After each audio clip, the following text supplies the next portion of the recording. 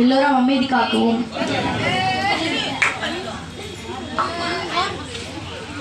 அடர்ந்த காடு. அந்த காட்டில் முயல்கள், நரிகள், மான்கள், புலி, சிங்கம் போன்ற விலங்குகள் வாழ்ந்து வந்தன. காடு என்றாலே சிங்கம்தான் ராஜா. அதுபோல் இக்காட்டிலும் சிங்கம்தான் ராஜா. சிங்கராஜா மிகவும் நல்லவர், பண்பானவர், அனைவரையும் மதிக்க தெரிந்தவர். சிறு விலங்காக இருந்தாலும் மதிப்பு கொடுப்பவர்.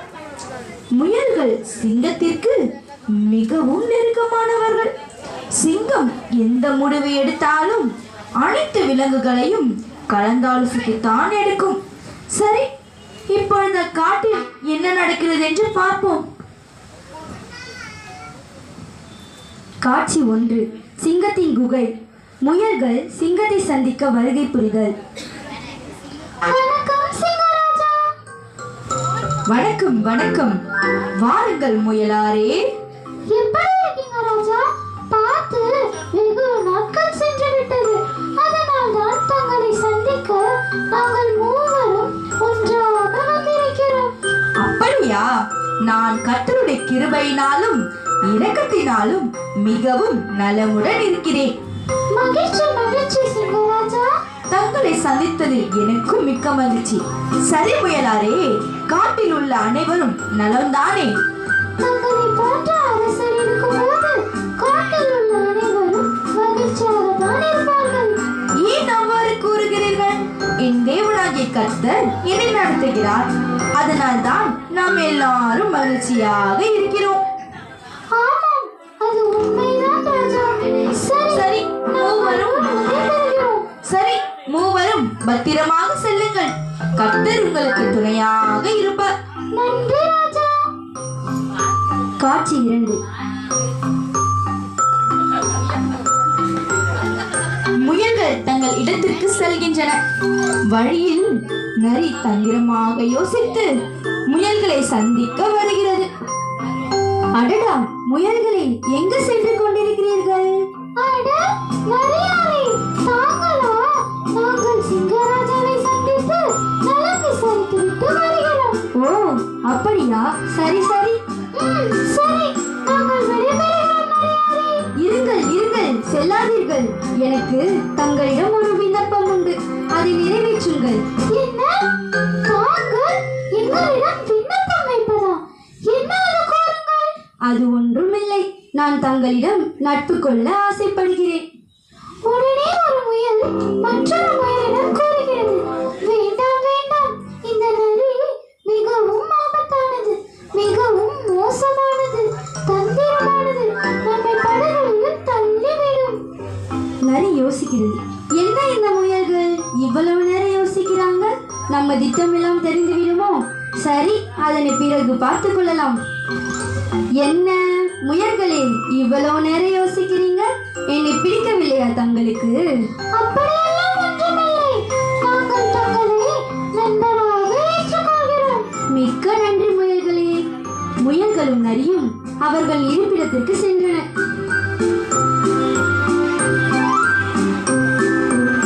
நரி திட்டம் தீட்டுகிறது. எப்படியாவது இந்த முயல்களை கொன்று தின்ன வேண்டும். சரி, அதற்கான சரியான நேரம் சமயம் கிடைக்க வேண்டும். பிறகு பார்த்துக் கொள்ளலாம். காட்சி 3.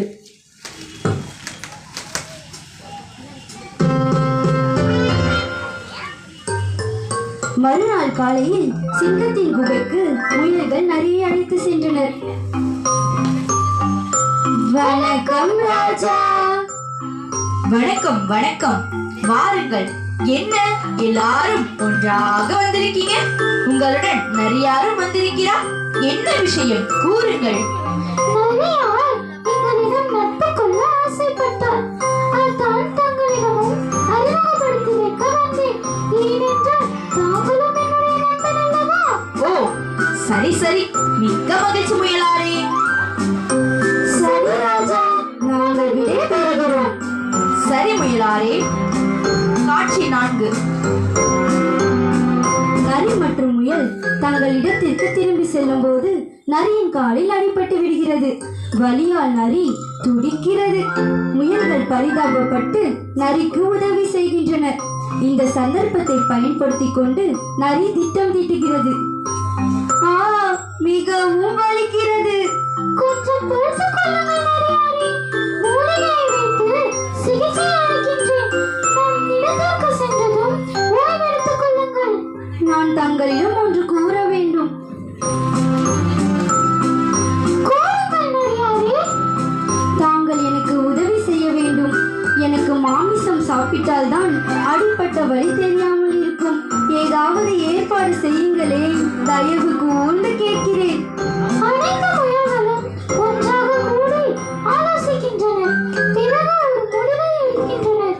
தங்கள் இனத்தில் மிகவும் வயதாக இருக்கும் ஒரு முயலை நரிக்கு உணவாக கொடுக்க முடிவு செய்தனர். நரியாரே, நாங்கள் ஒரு முடிவு எடுத்திருக்கிறோம்.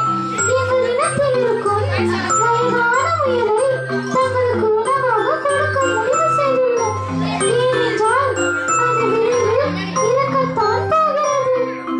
மிக்க நன்றி முயலாரே. தாங்கள் செய்த உதவியை ஒருபோதும் மறக்க மாட்டேன். தொடர்ந்து நரி இதுபோல் செய்து வந்தது.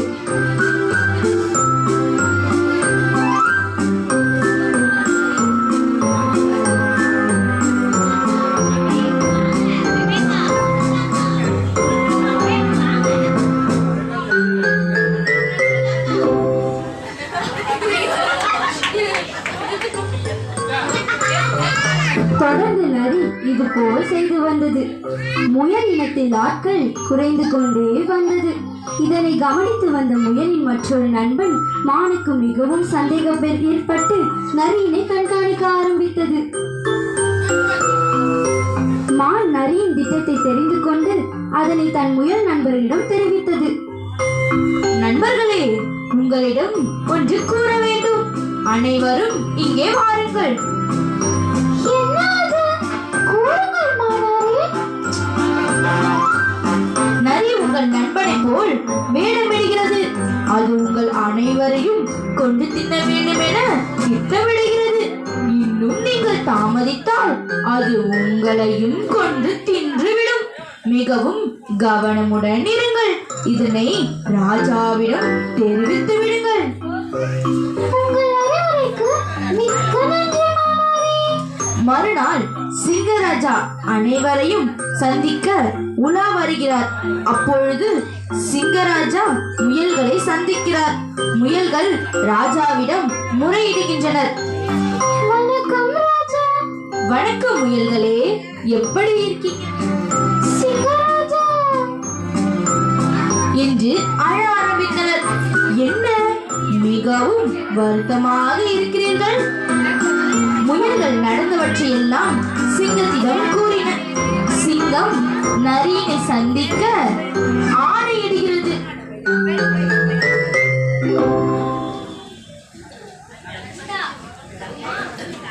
வணக்கம் ராஜா.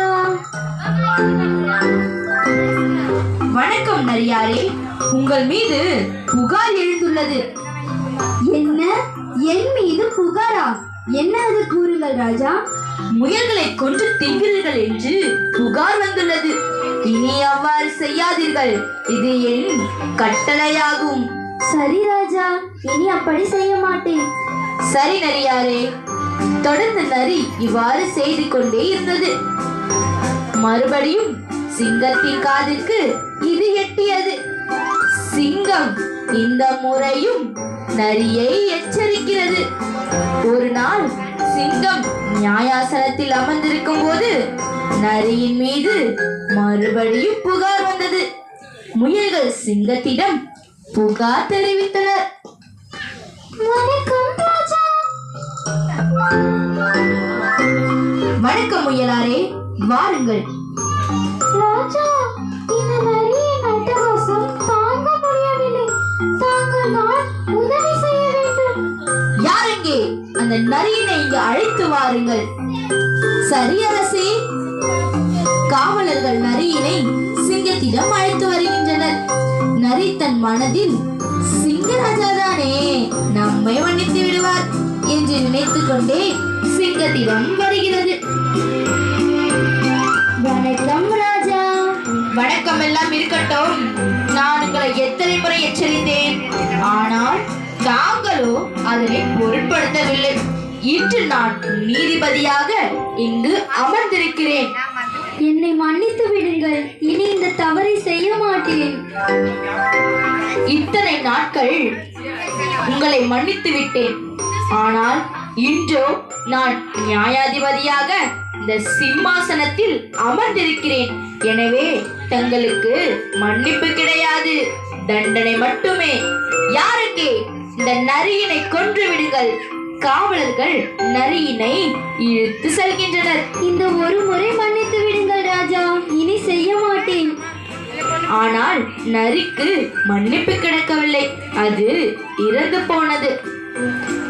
இதுபோல்தான் ஆண்டவராக இயேசு கிறிஸ்துவும் நாம் பாவம் செய்துவிட்டு மன்னிப்பு கேட்கும் பொழுது மன்னிக்கிறார். இது கிருபையின் காலம். இக்காலத்திலேயே நாம் நம் பாவத்தை ஆண்டவராக இயேசு கிறிஸ்துவிடம் ஒப்பு கொடுக்க வேண்டும்.